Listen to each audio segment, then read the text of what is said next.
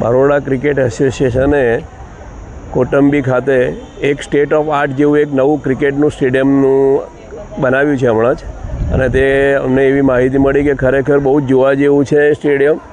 અને સચ્ચિદાનંદ મહારાજે કહ્યું છે કે દરેકના જીવનની અંદર વાંચન, ભ્રમણ અને જિજ્ઞાસા અનિવાર્ય છે જો જીવનનું ઓવરઓલ ડેવલપમેન્ટ કરવું હોય તો. એ વસ્તુને અમે જીવનમાં ઉતારી અને આ એક પ્રવાસ ગોઠવ્યો છે કે જે ભ્રમણ કહેવાય. તો છોકરાઓને આ સ્ટેડિયમ જુએ તો ક્રિકેટને લગતી વસ્તુ છે, તો એમાંથી 4 વસ્તુ શીખે અને મેઇન વસ્તુ એ લોકોને જિજ્ઞાસા થાય અને એ અંગે થોડા પ્રશ્નો પૂછે. ત્યાં આગળ અમારે બરોડા ક્રિકેટ એસોસિએશન જોડે બધી ગોઠવણ કરેલી છે.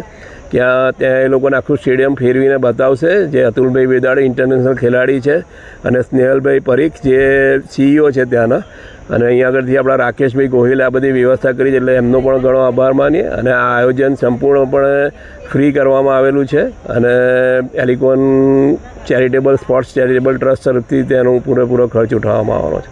તો એ અંગે અમે સૌનો આભાર માને છે અને આશા રાખીએ છીએ કે એકેડેમીના છોકરાઓ એનો પૂરેપૂરો લાભ લે અને બહુ એને વસ્તુઓ જાણે અને એને લગતા જે કોઈ બી પ્રશ્નો પૂછશે તો તેમને આનંદ થશે.